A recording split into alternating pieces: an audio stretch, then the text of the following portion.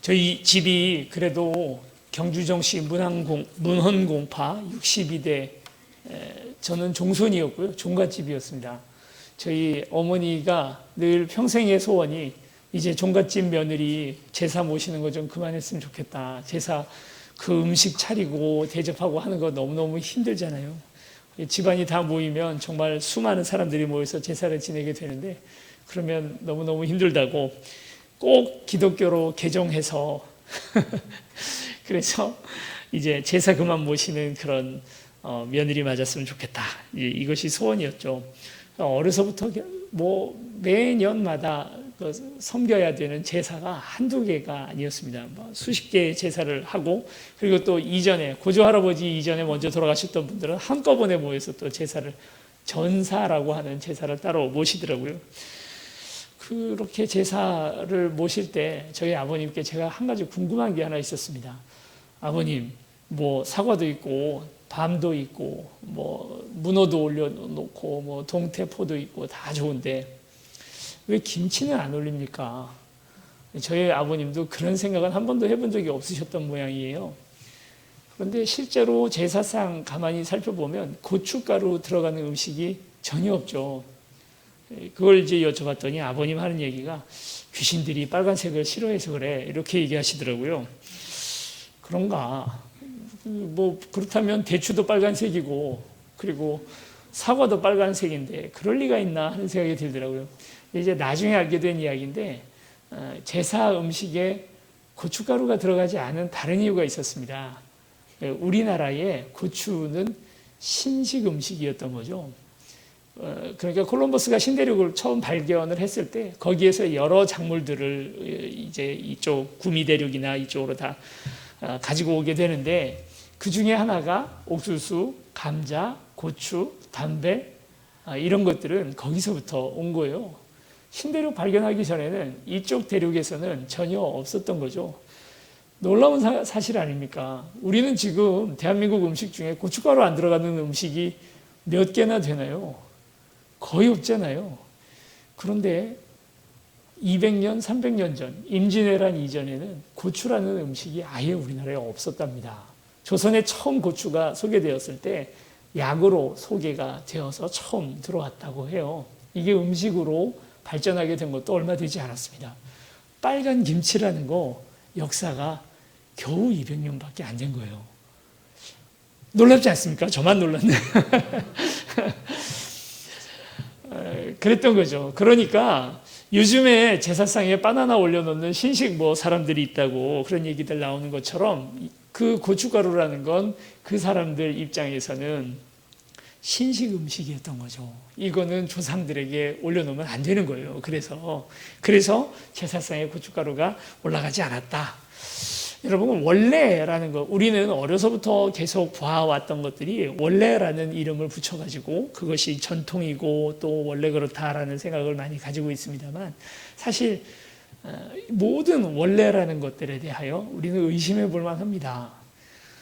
대한민국 음식만 그런 것이 아니라 여러분, 교회에는 원래 장의자였잖아요. 우리 교회가 얼마나 신식입니까? 이렇게 지금 1인용 의자들을 다 두어서 이렇게 방역을 할 때 장의자로 둔 교회들은 그 교회 의자에 장의자에 또 뭘 붙이거나 이렇게 해가지고 서로 이 2m 간격을 띄우려고 하는데 우리는 그럴 필요 없이 다 개인 의자를 가지고 있으니까 너무 좋잖아요. 원래 교회는 장의자다 하는 생각들을 우리가 가지고 있죠. 그러나 한 200년, 300년 전에는 원래 의자는 장의자이기 전에 뒤에 이 등받이가 없어야 된다라고 하는 것. 근데 그 등받이를 설치한 신식 교회들에 대해서 여러 가지 이야기가 많았답니다. 그런 역사가 있어요. 원래 교회에서 쓰는 악기는 뭡니까?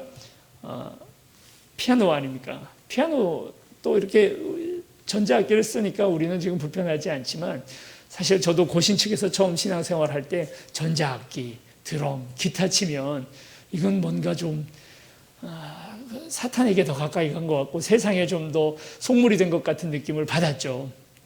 200년 전에는 피아노가 딱 그런 취급을 받았어요. 피아노를 교회에서 친다고? 이거 술집에서 재즈 음악 치는 저런 피아노 같은 싸구려 악기를 감히 교회에 들여놔? 오르간이 최고야. 그런데요, 종교개혁자 쯔빙글리는 청년들을 데리고 교회마다 다니면서 이 오르간을 부시러 다녔습니다. 술집에서 쓰는 사탄의 악기 오르간을 교회에 들여놓는다고 이런 이유로 오르간을 부시고 다녔답니다. 여러분, 아무것도 원래라는 건 없어요. 교회 안에서 절대 바뀌지 말아야 할 단 하나는 예수 그리스도 그분의 복음이죠. 주께서 우리를 위하여 죽으셨고, 그래서 우리의 모든 죄와 허물들이 다 사함을 받았다라는 이 사실 말고는 다 원래 그런 게 없습니다. 여러분, 제가 오늘 이렇게 양복을 입고 넥타이를 맸지 않습니까? 이거 언제부터 이랬을까요, 목사가? 이것도 한 200년도 안 됐습니다. 예전에 바울이 넥타이 맸을까요? 예수님이 양복 입었을까요? 원래라는 게 없죠. 지금 우리가 하고 있는 모든 것들에 대해서 오늘 우리는 다 본질을 먼저 생각해 봐야 합니다. 하고 있는 형식이 어떻든 사실 그거 뭐 별로 중요하지 않죠. 바꿔야 될 것도 아니고 또 뭐 지켜야 될 것도 아니라면. 그러나 이 형식이 혹시 본질과는 다른 모습들을 오늘 우리에게 계속 보여주고, 아니면 본질을 가리는 그런 행동들을 하고 있다면 그런 것들은 얼마든지 바꿔도 아무 문제가 없다는 것입니다.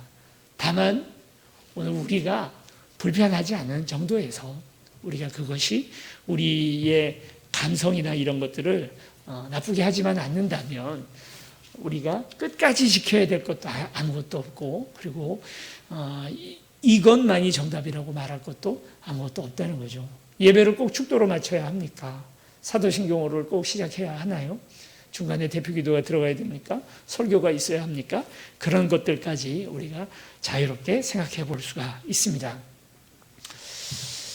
우리가 한국교회의 모든 것들을 걱정하고, 그리고 또 오늘 우리 세운교회의 앞으로 나아갈 길들에 대해서 생각할 때에 우리의 대의 원칙은 절대 바꾸지 말아야 할 것은 우리가 꼭 지켜나가고, 그리고 그것이 무엇인지에 대해서는 늘 생각을 하지만 그렇지 않은 다른 부분들에 대해서는 더 유연한 생각들을 하는 건 참 필요한 것 같습니다. 그에 관한 이야기가 오늘 성경 본문에 나오죠. 마가복음 11장 우리가 읽었던 본문 그 앞부분에 보면 예수님께서 나귀를 타고 예루살렘 성전으로 들어오는 장면을 우리가 보게 됩니다. 이제 막 군 제대한 청년도 있는데요.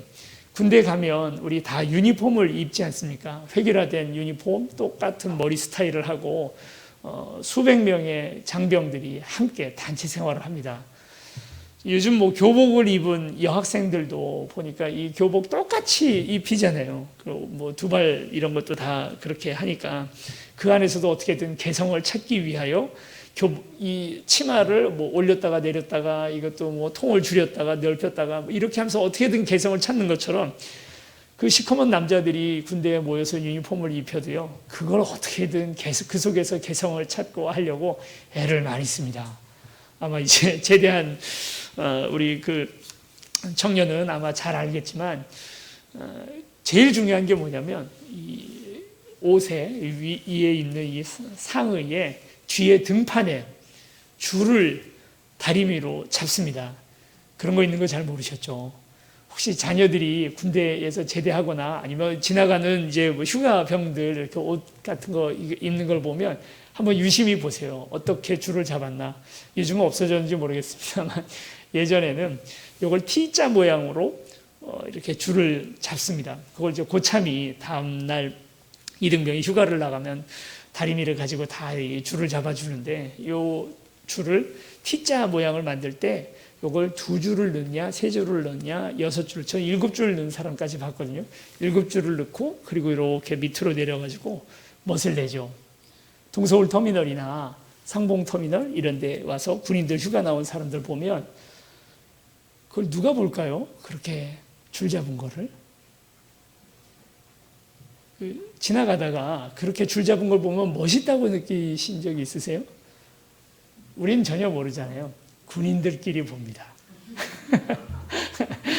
지나가다가 휴가 나온 군인들이 야 저기는 7줄 잡았어 이렇게 세고 있죠. 야 대단하다. 누가 봅니까? 아무도 안 봐요. 전투화도 그것도 광을 내잖아요. 물광을 내느냐, 침광을 내느냐, 불광을 내느냐, 뭔지 하나도 모르시죠? 자세히 설명은 안 드리겠습니다. 어쨌든 그걸 군인들은 굉장히 그거에 목숨을 겁니다. 그렇게 하고 나가면 여자친구가 멋있다고 해줄 것도 아니고 아무것도 아닌데, 그거 진짜 아무것도 아닌데 왜 우리는 그거에 그렇게 열광을 할까? 나귀가 예수님을 태웠습니다. 이 나귀가 어떤 종의 나귀인지, 꼬리는 얼마나 멋있었는지, 그리고 그 히히덩거리는 소리가 얼마나 말하고 닮았는지, 귀는 또 얼마나 큰지 누가 보고 있었을까요? 아무도 지켜보지 않습니다. 나귀를 보고 환호하는 사람들은 그 위에 타고 있는 예수님을 보고 환호하고 있는 거죠. 그냥 그건 본질이 아니죠. 껍데기에 불과합니다. 실제로 그날 나귀를 바라보면서 나귀가 얼마나 멋진 걸음을 걷고 있는지를 봤을 사람들은 누굽니까? 다른 나귀들이나 보고 있었을 거예요. 교회가 몇 명이 모이나, 그 교회는 음향장비 뭐 쓰나, 그 교회는 버스가 있나, 스타렉스가 있나, 이런 걸 보는, 누구나 보는 거예요? 교회끼리나 보는 거예요. 우리가 보여줘야 될 건 뭡니까? 우리를 타고 계시는 예수 그리스도라는 거죠. 진짜 주인공이 누굽니까? 주님이 주인공이시잖아요. 왜 예수를 보여주지 않고 우리가 허탄한 일들을 자꾸 보여주고 자랑하고 비교하느냐는 겁니다. 왜 타교회, 왜 우리 교회, 이게 비교가 되고, 그 안에 계시는 진정 살아계시는 하나님 예수 그리스도 살아계시다고 말하면서 우리가 그분을 높여드리고 그분이 주인공이라는 사실을 모르고 우리가 자꾸 주인공이 되느냐 하는 거죠.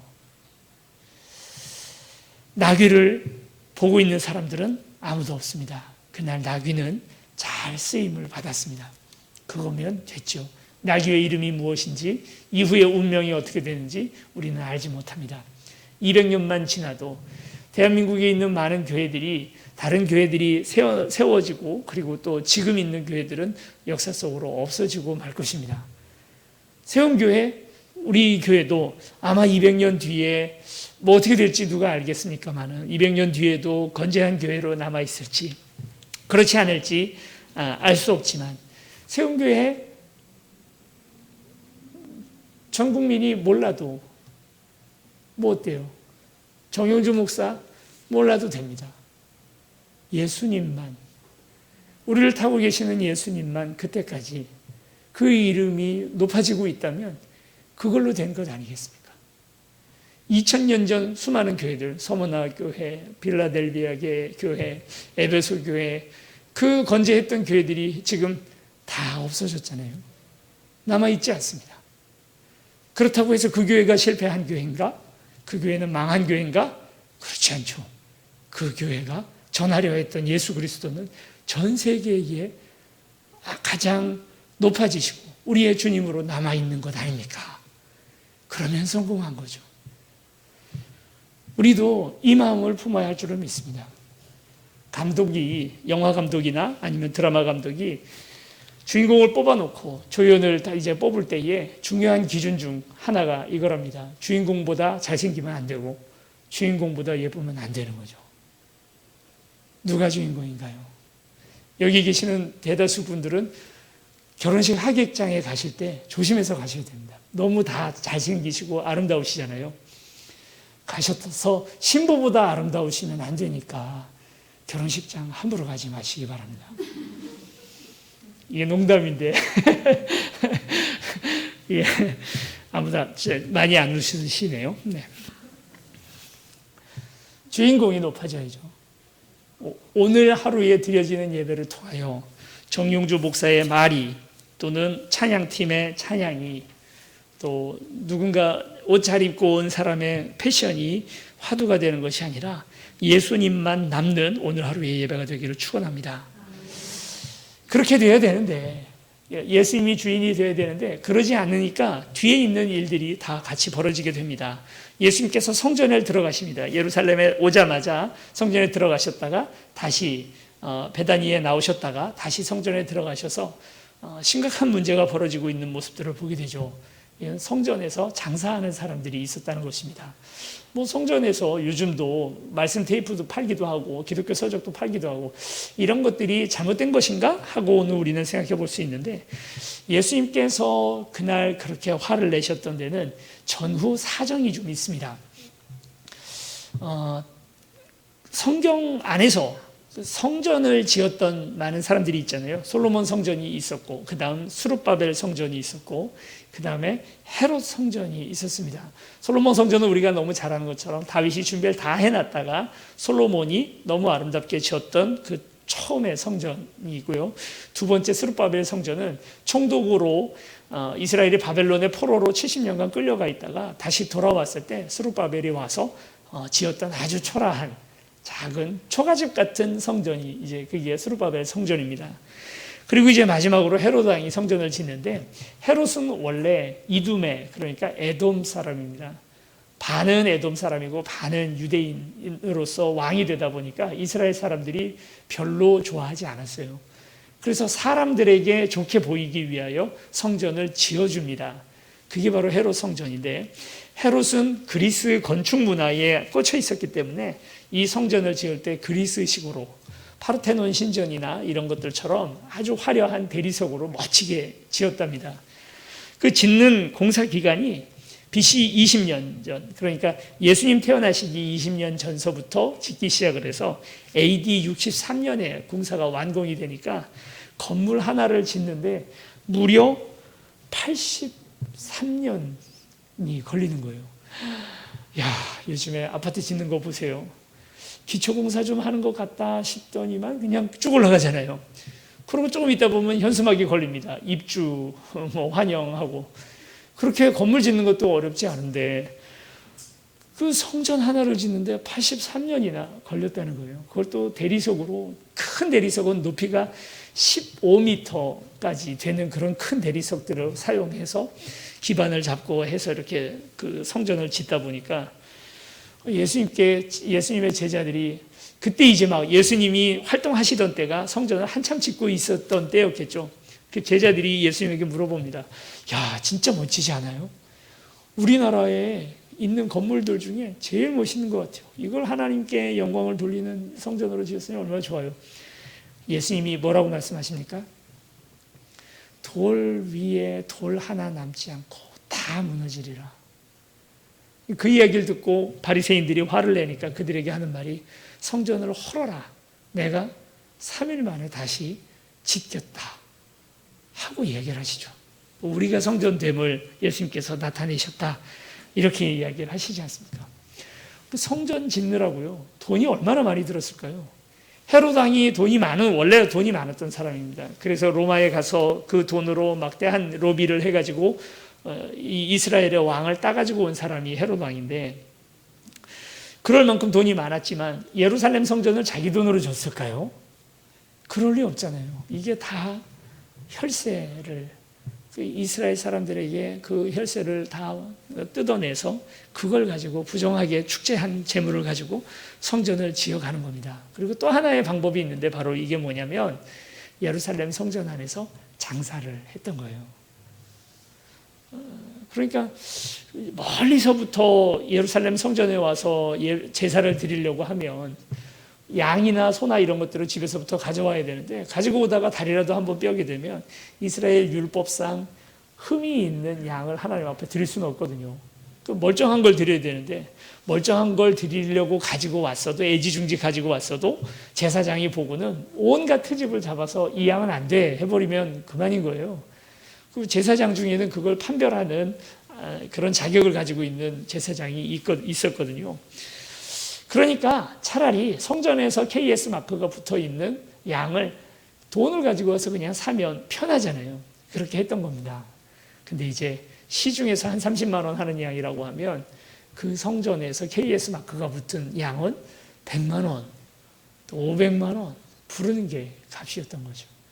그렇게 엄청난 이득을 내서 그 돈을 가지고 성전을 짓고 있었던 거죠. 그게 그 시절의 상황이었습니다. 예수님께서 베다니, 그러니까 아마도 나사로의 집에서 하룻밤 주무시고 나오시는데, 마르다 마리아가 예수님 섬기는 거 되게 좋아하잖아요. 그 동생들이. 그런데도 그날 아마 아침 식사를 준비를 못했나 봐요. 그랬는지, 아니면 아침 식사 준비하고 있는데 난 됐어 하고 그냥 빨리 나오셨는지 몰라도 예수님이 식사를 안 하시고 나오시다가 베다니 앞에서 무화과 나무 하나를 봅니다.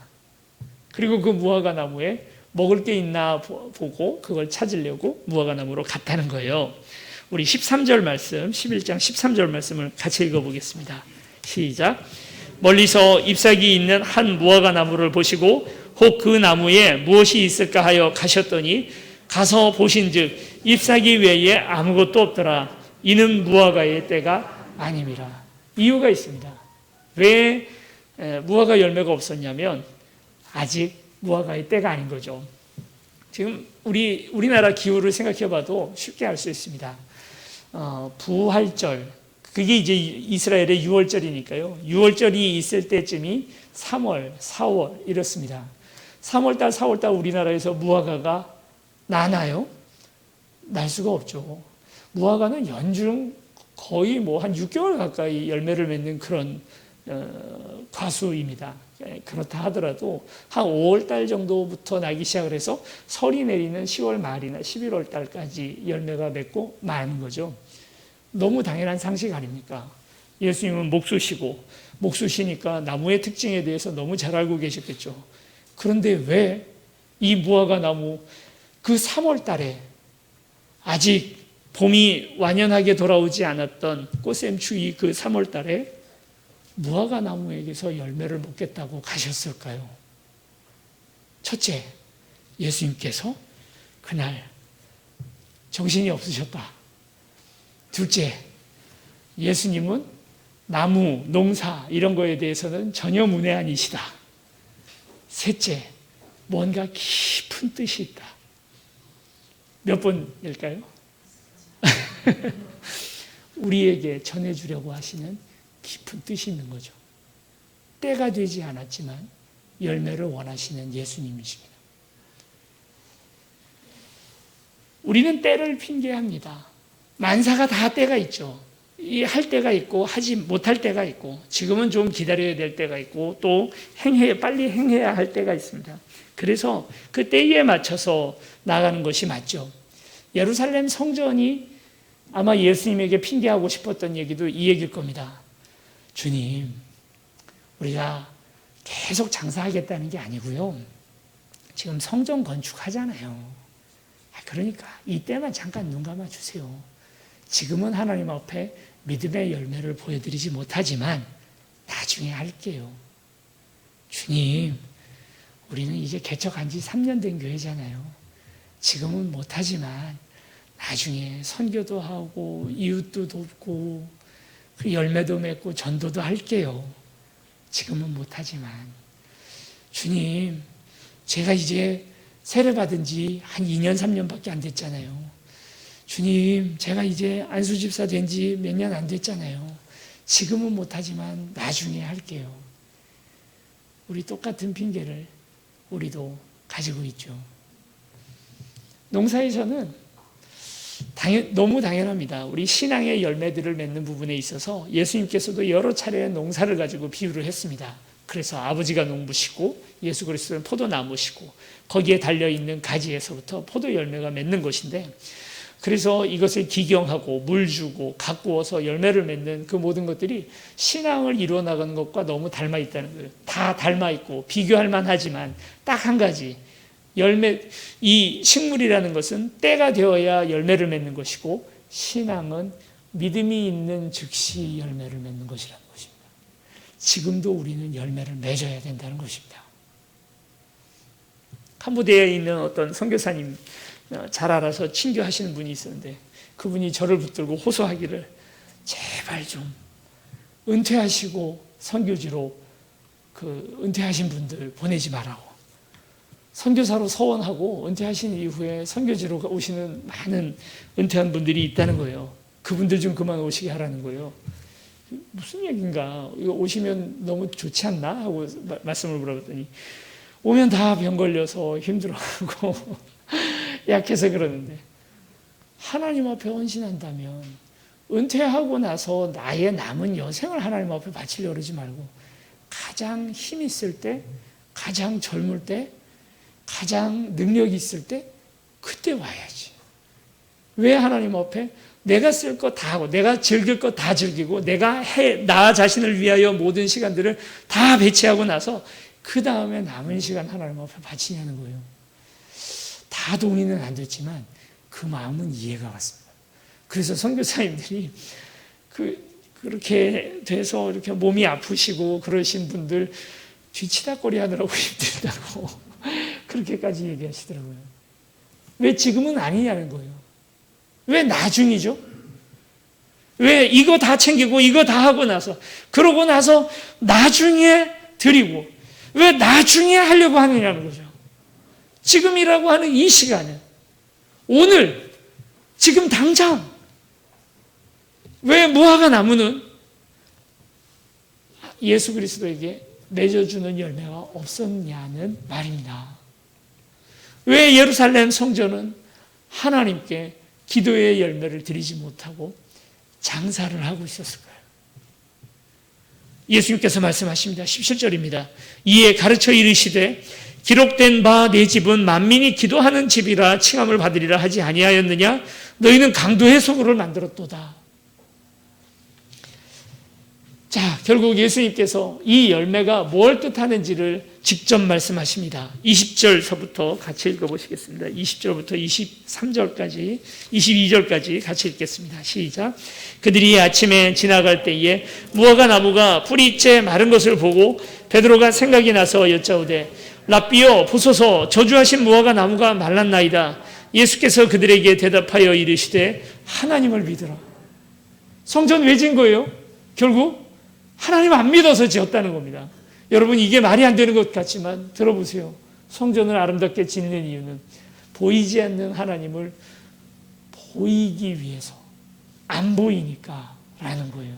뭘 의지하는 겁니까? 하나님을 의지하는 것이 아니라 건물의 아름다움과 그 큰 웅장함을 보여서 그걸로 도리어 하나님이 있는 것처럼 느껴보기 위해서 짓는 것 아닙니까? 그게 성전이라는 거죠. 여러분, 다르게 저와는 다른 의견을 가지고 계신 분들도 많이 있겠지만 성경 안에서 또 교회 역사 안에서 성전을 짓고 좋았던 교회, 좋았던 신앙은 단 한 번도 없습니다. 솔로몬이 아름다운 성전을 만들죠. 그리고 어떻게 됩니까? 그 성전에는 성소와 지성소만 있었던 것이 아니라 타 이방 종교의 단을 처음부터 설계해서 집어넣었습니다. 스룹바벨의 성전, 그것 때문에 이스라엘 포로로 끌려갔던 사람들이 돌아와서 많은 다툼들이 그 안에 있었습니다. 헤롯 성전 이렇게 짓고 지은 것이 AD 63년이고 무너진 것이 AD 70년입니다. 7년도 못 갈 성전을 짓느라고 이스라엘 사람들이 그렇게 피 같은 세금을 내서 지었던 거죠. 성 베드로 성당을 짓기 위하여 십자군 전쟁이 벌어집니다. 그 이후에도 수도 없이 대한민국에 있는 교회들 중에 건축하고도 이후에 좋았던 교회가 손에 꼽습니다. 이게 뭐라고요? 이 건물이 도대체 뭐라고? 도리어 구약 성경에 말하는 성전이 지금 우리가 얘기하는 예배당과는 그 의미와 또 정의와 모든 것들이 다 다른데도 불구하고 우리는 성전 건축이라는 이름으로 건물 짓는데 그렇게 많은 재화와 마음을 써서 하죠. 그리고 그게 빌미가 되어서 교회 안에 여러 가지 어려움들이 벌어집니다. 왜 이웃을 못 섬깁니까? 성전을 건축한 이후에. 왜 선교를 못합니까? 성전 건축한 다음에. 왜 가난한 사람들 못 해줍니까? 우리도 성전이 없는데 무슨. 여러분, 이게 과연 우리를 타고 계시는 예수 그리스도를 높이는 일일까요? 아니면 오늘 우리 자신을, 우리가 가지고 있는 성전을 마치 노새이의 그 발걸음처럼 군인들의 등에 줄을 몇 개 넣은 것처럼 우리만 쳐다보는 문제들 아니겠습니까? 그렇게 아름다운 성전을 지은 유럽의 많은 교회들이 지금 뭐가 되어 있습니까? 그 아름다운 성전들이 관광지가 되어 있습니다. 우리에게는 본질을 따라가야 합니다. 다른 건 다 바꿔도 복음만은 바꾸지 못한다라는 이 사명이 여전히 오늘 우리에게 있습니다. 결국 열매는 믿음이었죠. 이 믿음을 하나님 앞에 드릴 수 있는가? 믿음이 없어서 자꾸 건물 같은 것들로 우리의 믿음을 가리려고 하고, 믿음이 없어서 자꾸 장비나 뭔가 가지고 있는 또 많은 사람이 모인다라고 하는 이런 자랑을 오늘 우리가 하지만, 우리가 자랑해야 할 것 예수 그리스도시고 오늘 우리가 높여야 할 것 그분밖에 없습니다. 우리는 나중에 수백 년 뒤에 없어질지라도, 그러나 그분 예수 그리스도 오늘 우리의 주인이시고 진정한 주인공이신 그분, 그의 이름이 높아진다면 오늘 우리가 그 일을 위하여 가장 모든 것들을 드려야 되지 않겠습니까? 뭘 망설이고 있을까요? 가장 빠를 때가 언제입니까? 지금입니다. 지금 우리가 하나님 앞에 열매를 드리는 저와 여러분들이 되시기를 축원합니다. 지금 시작하면 됩니다.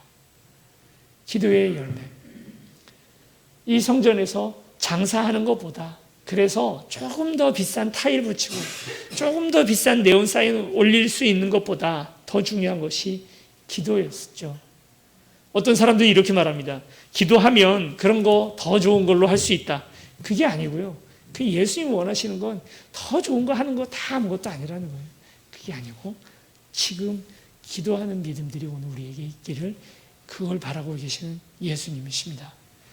25절 우리 같이 24절 25절을 같이 읽겠습니다. 시작. 그러므로 내가 너희에게 말하노니 무엇이든지 기도하고 구하는 것은 받은 줄로 믿으라. 그리하면 너희에게 그대로 되리라. 서서 기도할 때에 아무에게나 혐의가 있거든 용서하라. 그리하여야 하늘에 계신 너희 아버지께서도 너희 허물을 사하여 주시리라. 아멘. 주님께서 오늘 우리의 죄를 사하여 주시기를, 그리고 그 앞에 믿음의 열매를 드리는 저와 여러분들이 되기를 축원합니다. 함께 찬양하고 주 앞에 나갑니다. 하나님의 나라가 오늘 우리 가운데 임하기를, 사람들이 오늘 우리를 어떻게 볼까, 또 뭘 보여줄까, 오늘 우리는 우리 스스로가 주인공인 줄 알고 자꾸 그런 생각들을 합니다.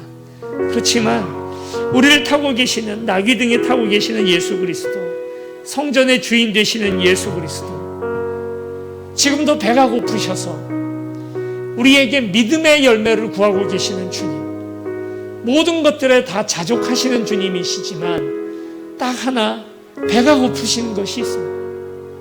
우리가 믿음을 가지기를, 여전히 배고프셔서 이 작은 나무에, 봄철의 나무에 열매를 구하시는 것처럼 지금 우리에게도 배고프셔서 다가오시는 주님, 주님의 나라가 우리 가운데 임하게 하여 주시옵소서. 믿음의 열매를 올려드립니다. 우리 같이 함께 찬양하시겠습니다.